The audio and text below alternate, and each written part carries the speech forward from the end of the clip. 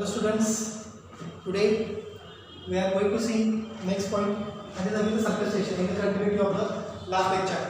Yesterday we discussed about the concept regarding the understanding of surface tension on the basis of molecular theory.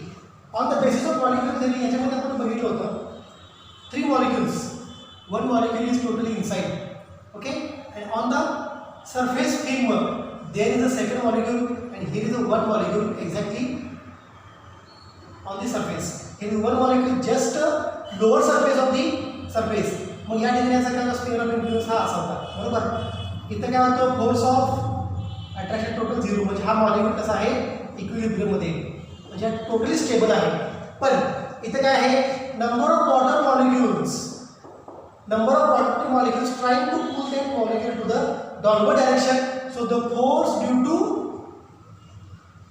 To weight which is trying to pull the molecule in the inside the liquid. मग हा force कुठला होता, cohesive force. म्हणजे काय तुम्हाला माहिती आहे, force of attraction between the molecules of same substance.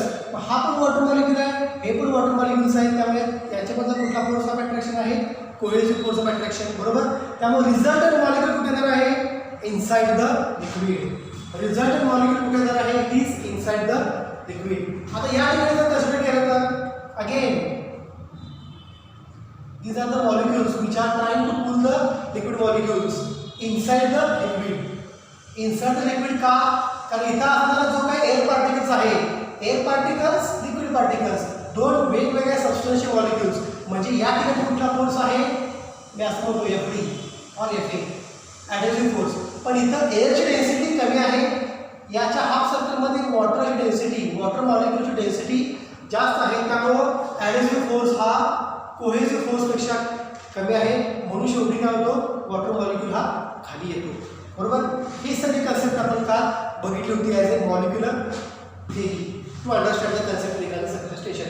आता आपण मेन पॉईंट येणार आहे surface tension. So there is more tension to understand the surface tension, okay. So this is जो पार्ट ना, डोंट टेक इट सिरियसली और don't take it tension. Surface असा होता, तो नंतर कसा झाला, असा झाला. हा पहिला सरफेस आणि हा दुसरा सरफेस.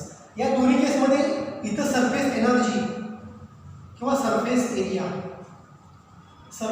आणि या ठिकाणी काय असतो, जास्त, म्हणजे जास्त मॉलिक्युल्स बसू शकतात. इथं काय मॉलिक्युल्स कमी बसले, कारण का, याचा सरफेस एरिया मिनिमम आहे किंवा मी म्हणतो लो आहे. ज्या वेळेला सरफेस एरिया लो होतो त्यावेळी तो सरफेस एरिया काय म्हणून ऍक्ट होतो, it is stretched membrane. So this area act as A stretched, एक ताणलेली लेअर, स्ट्रेच्ड मेम्ब्रेन, बरोबर. आणि ज्या वेळेला हा असा स्ट्रेच्ड मेम्ब्रेन होतो त्यावेळी या लेअरवरती काय तयार होतं, सरफेस टेन्शन. त्यावेळी या लेअरवरती काय तयार होतं, सरफेस टेन्शन. मग हे टेन्शन कसं डिफाईन करायचं, जे स्ट्रेच्ड मेम्ब्रेन तयार झालं आहे कसं डिफाईन करायचं ते आपण लगेच डिस्कस करूया. मी आणखी फिगर काढतो इंग्लिशमध्ये. इथं हा मॉलिक्यूल आहे, हा कन्सिडर करा. हा मॉलिक्यूल काय करणार आहे, आता ऑलरेडी याच्यावरती सपोज याच्यावरती 10 मॉलिक्युल्स प्रेझेंट आहेत. तुम्ही जेवढं कन्सेप्ट क्लिअर करता तेवढं तुम्हाला हा पॉईंट अंडरस्टँड होणार आहे. सपोज या लेअरवरती अप्पर सरफेस, म्हणजे ही जी आहे ही काय आहे, सरफेस फिल्म. काल मी सगळं सांगितलं आहे, सरफेस फिल्म म्हणजे काय, ज्याची थिकनेस म्हणजे मॉलिक्युलर रेंज एवढी असते, म्हणजे 10⁻⁹ मीटर एवढीच त्या लेअरची थिकनेस असते, त्याला काय म्हणायचं, सरफेस फिल्म. सरफेस फिल्मवरती कोण आहे, मॉलिक्युल्स. मी आतलं लिक्विड जे आहे, लिक्विड इनसाइड दिस बीकर, हे कन्सिडर करत नाहीये. मी फक्त काय करायला लागलोय, फक्त upper surface of film consider करतोय, कारण अप्पर सरफेसवरतीच काय तयार होते, सरफेस टेन्शन. म्हणून ती अप्पर सरफेस जेवढी स्ट्रेच होईल तेवढ्या स्ट्रेच सरफेसवरती स्पायडर हा इझिली चालू शकतो. किंवा त्या स्ट्रेच सरफेसवरती तुम्ही जर टाचली किंवा निडल टाकली तर ती निडल काय तरंगते, ती खाली जातच नाही. का, कारण सरफेस पूर्णपणे टेन्शनमध्ये आलेला असतो. सरफेस टोटली कसा असतो, स्ट्रेच्ड मेम्ब्रेन. मग सरफेस टेन्शन काय आहे त्यामुळे या ठिकाणी बघूया. अप्पर सरफेस ऑफ फिल्मवरती किती आहेत, 10 मॉलिक्युल्स. हा एक मॉलिक्यूल आहे. या मॉलिक्यूलवरती रिझल्टंट फोर्स कुठं अप्लाय होणार आहे, अपवर्ड डायरेक्शन और डाउनवर्ड डायरेक्शन, ही कन्सेप्ट बघा. त्या मॉलिक्युलवरती फोर्स कसा अप्लाय होणार आहे? ॲडिटिव्ह फोर्स वरती, कोहेसिव्ह फोर्स खाली. मॉलिक्युल कुठे जाणार आहे? मॉलिक्युल कुठे जाणार आहे? वर जाईल तर खाली येईल, खाली जाणार आहे. Because F less than F C. का F less than F C? एअरची डेन्सिटी वॉटरच्या डेन्सिटीपेक्षा कमी असते. Air molecule density is less than water molecule density. त्यामुळे हा मॉलिक्युल काय होतो? खाली येतो. त्यामुळे हा मॉलिक्युल काय झाला? जस्ट खाली यायचा प्रयत्न करणार आहे, कारण याच्यावर कुठला फोर्स ऍक्ट करायला लागलाय? Cohesive force. हा जेव्हा खाली येणार त्यावेळी याच्या अराउंड कसं स्ट्रक्चर त्यामध्ये बघा. मी हे स्ट्रक्चर परत एन्लार्ज करतो. मी स्ट्रक्चर परत एन्लार्ज करतोय, लक्षात घ्या.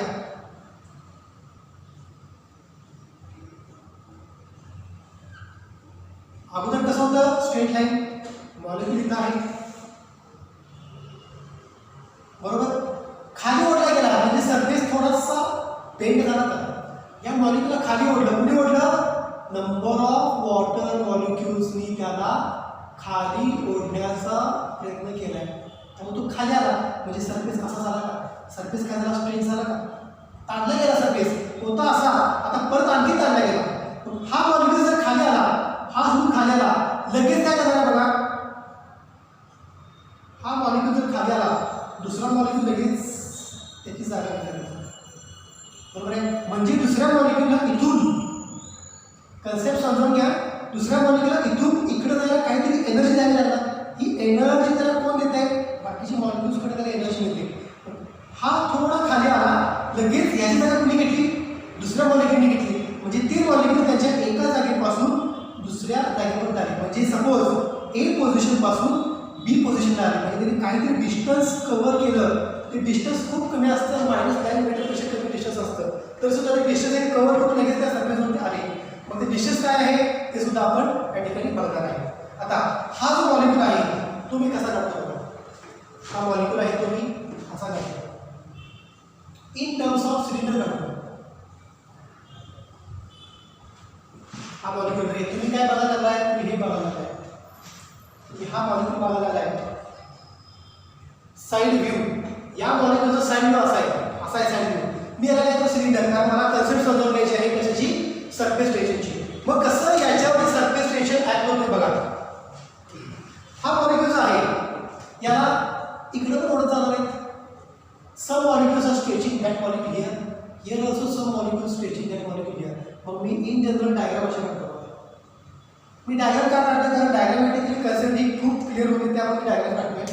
इकडे याला ओढतोय एक मॉलिक्युल, इकडे याला मॉलिक्युल ओढतोय, म्हणजे दोन्हीकडे हा ओढला जातोय. कारण का? स्ट्रेच व्हायला लागला, बरोबर का? स्ट्रेच झाल्यानंतर परत हा मॉलिक्युल खाली येतो, दुसरा मॉलिक्युल त्याची जागा घेतो. हे आपण नंतर बघू. स्ट्रेचिंग व्हायला लागलाय. पण हा मॉलिक्युल जर आपण असं बघितला साइड व्ह्यूवर, मी त्या मॉलिक्युलला काय करतो? It is set to be a cylindrical shape. मग तो सिलेंड्रिकल शेप कसा काढतो? एक लिक्विडची सरफेस फिल्म घेतली. सपोज ही फिल्म मी अशी काढतो.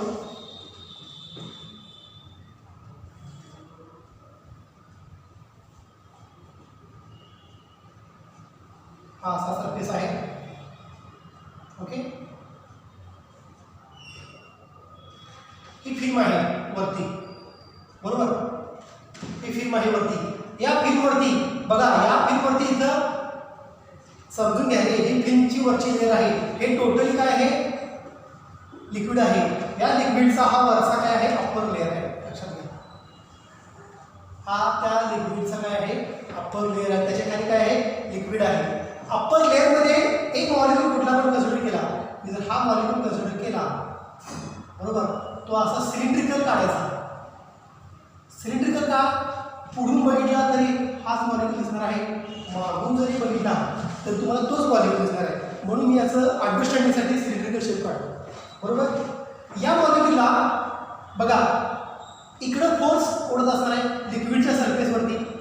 Here is one force trying to pull the molecule towards this side. At the same time there is another force trying to pull the molecule to this side. म्हणजे दोन्ही बाजूने काय व्हायला लागलाय? त्या मॉलिक्युलवरती फोर्स ऍक्ट व्हायला लागलाय टू डिस्प्लेस दॅट मॉलिक्युल. म्हणजेच काय बघा, अप्पर सरफेस काय व्हायला लागलाय? स्ट्रेच व्हायला लागलाय. Upper surface is getting stretched. मग हीच फिगर हा जर मी असा एक सर्कल कन्सिडर केला फिल्मचा, हा जर मी असा फिल्मचा सर्कल कन्सिडर केला असा, या सगळ्या कन्सेप्ट आपण कशा करायला लागलो. ही एक मॉलिक्यूलची लाईन आहे. मी कशी लाईन काढतो, ही फिगर तुम्हाला सिलेबसला आहे. वन लाईन मॉलिक्यूल दिसतो का असा सिलेंड्रिकल काढला म्हणजे ही एक लाईन आहे. या लाईनवरती फोर्स असा ऍक्ट झाला आहे to attract the molecule to one side. या लाईनवरती एक फोर्स ऍक्ट झाला आहे to attract the molecule to the other side. म्हणजे टोटल मॉलिक्यूलवरती फोर्स असा ऍक्ट होतो, त्याला पूर्ण ताणण्याचा प्रयत्न करायला लागला तो फोर्स. म्हणजे ही अशी लाईन काढतो. There is one force who is trying to pull to one side. There is another force trying to pull the molecule to the other side. म्हणजे एक इमॅजिनरी लाईन काढली. मॉलिक्यूल म्हणजेच मी या ठिकाणी काय करतो इमॅजिनरी लाईन. हे असे फोर्सेस त्याच्यावरती ऍक्ट होत असतात. हा इकडे फोर्स, हा इकडे force.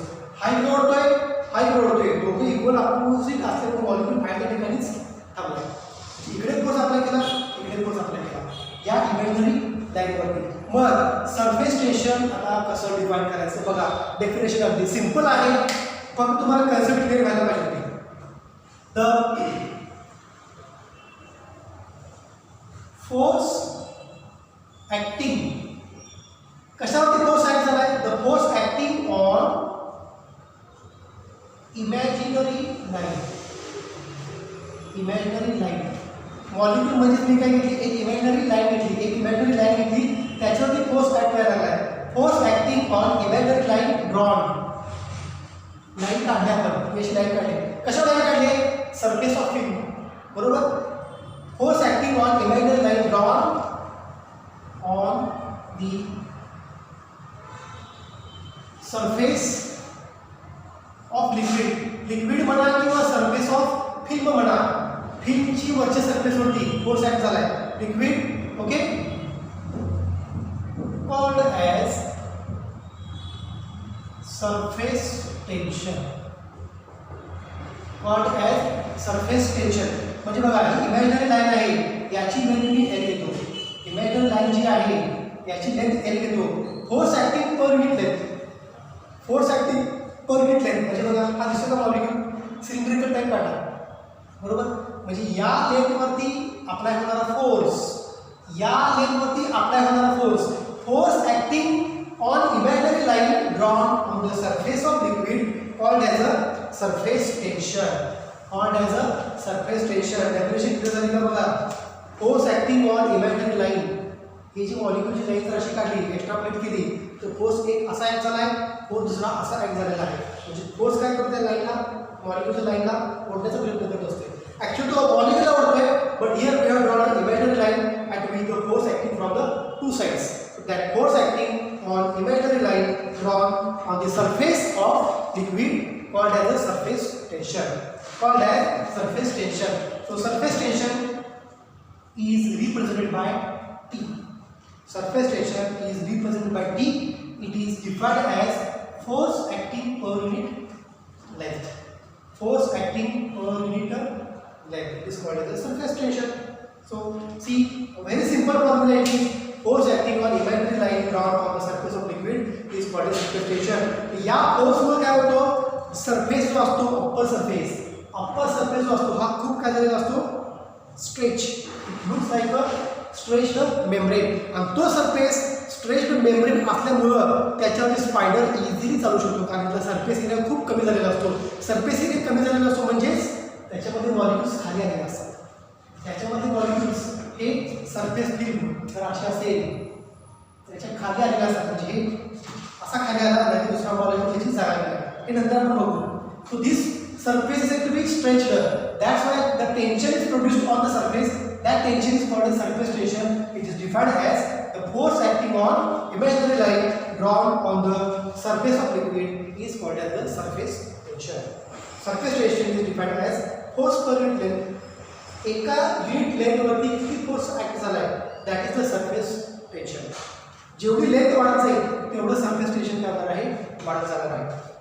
So it's unit is, याचं युनिट काय असणार आहे, फोर्स कशामध्ये मेजर केला, न्यूटन पर मीटर. फोर्स कशामध्ये मेजर केला, न्यूटन पर मीटर. आता याची डायमेन्शन सांगा. डायमेन्शन न्यूटनचे डायमेन्शन काय असते, m1 n1 T minus 2 metre म्हणजेच काय L1 कॅन्सल झाला का म्हणजे सरफेस टेन्शनची डायमेन्शन काय मिळाली L1 टी मायनस 2 सरफेस टेन्शनची डायमेन्शन काय मिळाली बघा it is m1 into t raised to minus 2 is it clear definition समजली का बघा force acting on imaginary line drawn on the surface of liquid called as a surface tension on the surface of liquid called as a surface tension okay so this is the definition for surface tension लगेच आपण दुसरा point या ठिकाणी study करायचा आहे that is the surface energy हे दोन points खूप महत्त्वाचे आहेत हे दोन पॉइंट्सचं डेफिनेशन काय होतं पुढचे रिलेशन दोघांचे आपल्याला इझिली कळतील now I will discuss the next point that is the surface energy surface tension झालं आता surface energy तुम्हाला एनर्जी माहिती आहे कुठली kinetic energy and potential energy surface एनर्जीचा कन्सेप्ट काय आहे या केसमध्ये बघा लिक्विड मॉलिक्युल्स हा इथं काय स्टेबल आहे बरोबर हा इथं काय स्टेबल आहे म्हणजे बघा याची पोटेन्शियल एनर्जी काय आहे मिनिमम पोटेन्शियल एनर्जी कारण हा आता काय आहे स्टेबल स्टेट आहे जर तुम्ही याला लिफ्ट केला वरती तर काय होणार आहे if you are lifting this molecule to the upper side what happens its potential energy increases का बघा होता इथं तुम्ही याला वरती लिफ्ट केला म्हणजे हाईट वाढत गेली ना रो जी एच म्हणजे प्रेशर या ठिकाणी जे काय आहे ते ॲक्ट होणारे लिक्विड पार्टिकलवरती पण पोटेन्शियल एनर्जीचा फॉर्म्युला काय असतो बरोबर मास तर त्या मॉलिक्यूलचा आहे ग्रॅव्हिटीच्या अपोजिट वर्क होत आहे आणि एका पर्टिक्युलर हाईटला चाललाय म्हणजे पोटेन्शियल एनर्जी ज्यावेळी मॉलिक्यूलला वरती लिफ्ट करणार त्यावेळी वाढणार का कमी होणार पोटेन्शियल एनर्जी ही वाढतच जाणार आहे हे लक्षात घ्या this is minimum potential energy but what is happening on the surface of the film हे मी फक्त काय सांगितलं लिक्विडमधल्या मॉलिक्यूल सांगितलं we are interested to study the molecules on the surface सरफेसच्या खाली असणारे सगळे मॉलिक्यूल्स कसे आहेत रिलॅक्स आहेत they are said to be in equilibrium कारण सगळ्यांवरती ॲक्ट होणारा फोर्स सारखाच असल्यामुळे कसा असणार आहे फोर्स त्यांच्यावरती 0 असणार आहे फक्त वरच्या लेअरचे मॉलिक्यूल्सचे फोर्स घेतले कारण ते फोर्स कसे आहेत अनबॅलन्स्ड आहे इथं फोर्सेस कसे आहेत बॅलन्स्ड आहेत या ठिकाणी ॲक्ट होणारे फोर्सेस कसे आहेत अनबॅलन्स्ड आहेत that's why we are going to consider surface film आणि त्या ठिकाणी त्यांची एनर्जी किती आहे ती इथं आपण काय करायची आहे डिस्कस करायची आहे that will see now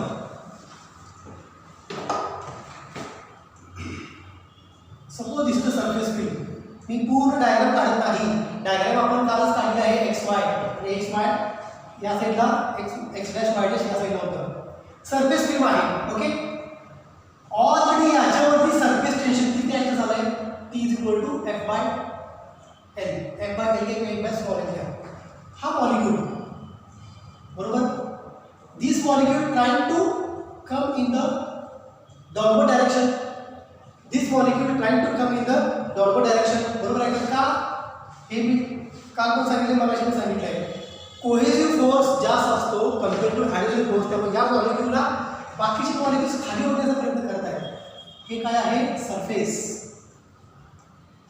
film या मॉलिक्यूलला बाकीचे मॉलिक्यूल्स खाली ओढण्याचा प्रयत्न करायला लागले ठीक आहे मग काय होणार बघा की other molecules are trying to pull that molecule in the downward direction what will happen if this molecule little bit come in the downward direction याच्या पुढचं स्ट्रक्चर कसं असेल बघा असं असतं थोडंफार सरफेस फिल्मचं सांगतोय मी लक्षात ठेवा बरोबर आहे का हा ज्या मॉलिक्यूल इथं येईल this all process is happening in the surface film ज्याचा थिकनेस किती आहे 10⁻⁹ meter. It is not happening inside the liquid. It is happening on the surface of the liquid. Surface of the liquid वर काय आहे surface film त्याचा thickness -9 metre म्हणजे ही सगळी process -9 metre मध्ये व्हायला लागली कुठेही त्याच्या लिक्विडच्या इंटेरियर मध्ये किंवा आतमध्ये कुठेही होत नाही हा मॉलिक्यूल लिक्विड खाली आला इथं दुसरा मॉलिक्यूल असणार आहे लिक्विड दुसरा मॉलिक्यूल असणार आहे तो इथं डिस्प्लेस झाला तो कसा डिस्प्लेस होतो ते बघा ही फिगर मी या ठिकाणी काढतो एक्सप्लोर करतो आम्ही हे असे एक्सप्लोर करतो, ही लोअर सरफेस आहे अशी. हा मॉलिक्यूल इकडे खाली आला, इथं जो मॉलिक्यूल आहे बरोबर आहे, याची या ठिकाणी काहीतरी पोटेन्शियल एनर्जी आहे. Suppose potential energy it is said to be P1 किंवा तुमच्या सेकंड सेफ्टीचं तुम्ही काय करतो, potential energy of first case, काहीतरी एनर्जी आहे. आता बाकीच्या मॉलिक्यूल याला खाली ओढलं, त्यामुळे हा मॉलिक्यूल इकडे जाऊन बसायचा प्रयत्न करणार आहे. म्हणजे याला इथून इकडे येण्यासाठी बघा, की जर आपण कॉमन लाईन काढली तर याला एवढं डिस्प्लेसमेंट करावं लागेल मॉलिक्यूलला इथे येण्यासाठी बरोबर. म्हणजे परत सरफेस करायला स्ट्रेच होणार. याला खाली ओढलं पण याची जागा दुसऱ्याने घेतली, परत सरफेस काय झाला, स्ट्रेच झाला. परत तो खाली येणार, तिसरा मॉलिक्यूल जागा घेणार, परत तो सरफेस काय होणार आहे, स्ट्रेच होणार आहे. मग बघा आता इथं होता मॉलिक्यूल, तो इथं गेला, म्हणजे याने काहीतरी डिस्प्लेसमेंट परफॉर्म केलं. सपोज जे डिस्प्लेसमेंट असेल ते dx, this molecule perform some displacement dx. Okay, म्हणजे या मॉलिक्यूलवरती काय वर्क डन झालं dx, आणि याच्यावरती काहीतरी फोर्स ॲक्ट झाला. कुणी फोर्स ॲक्ट केला, मॉलिक्यूल जे आहेत इनसाइड द फ्लुइड याच्यामुळे याला फोर्स मिळाला. हा लिटल बिट डिस्टन्स कव्हर करून त्याच्या पहिल्या मॉलिक्यूलच्या जागेला गेला, म्हणजे डिस्प्लेसमेंट किती केलं dx. याच्यावरती फोर्स किती ॲक्ट झाला f, म्हणजे f इंटू dx. त्याच्यावर किती वर्क डन झालं dw. f इंटू dx त्याच्यावर किती वर्क डन झालं dw. मग work done is nothing but force acting on that molecule to reach the another molecule space. जो खाली आलाय त्याची जागा या मॉलिक्यूलनं घेतलं. लक्षात घ्या, ही मी फिगर खूप एक्सप्लोर केले. ॲक्च्युली ह्या सगळ्या गोष्टी नॅनो 10⁻⁹ मीटरमध्ये सगळ्या गोष्टी व्हायला लागल्या. याने इथे घेतला, पर सरफेस काय झाला, स्ट्रेच, म्हणजे पर सरफेस टेन्शन प्रोड्यूस झालं. But to displace the molecule through distance dx, force is applied is f. So work done is equal to dw. मग तुम्हाला माहिती आहे वर्क एनर्जी प्रिन्सिपल. जे काय वर्क डन होत आहे always that work done is stored in the form of energy. म्हणजे इतर जी काही एनर्जी असणार आहे सरफेसवरती ती काय असणार आहे, त्या सरफेसवर असणाऱ्या सगळ्या मॉलिक्युल्सची एनर्जी म्हणजे surface energy. The extra energy of all molecules present on the surface of the liquid, that energy is said to be surface energy. मग इथे एनर्जी किती आहे, whatever work is done as per work energy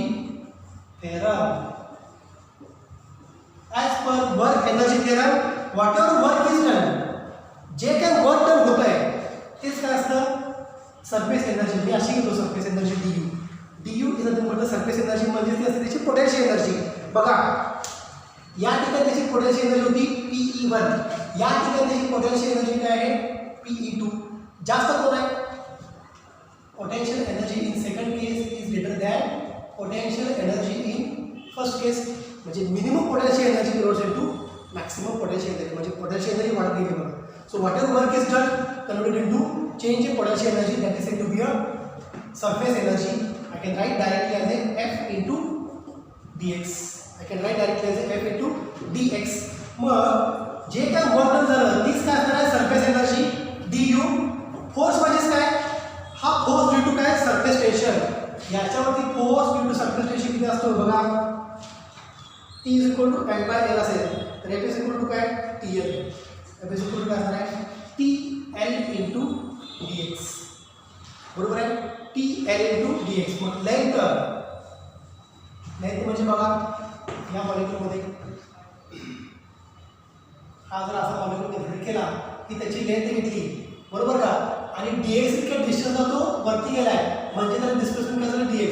length into dx काय होणार आहे, तो area occupied by that particular liquid molecules. म्हणजे length into that displacement that gives the area small d, that gives the area.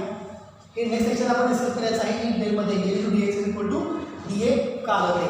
So whatever work is done always stored in the form of surface energy on the surface of liquid.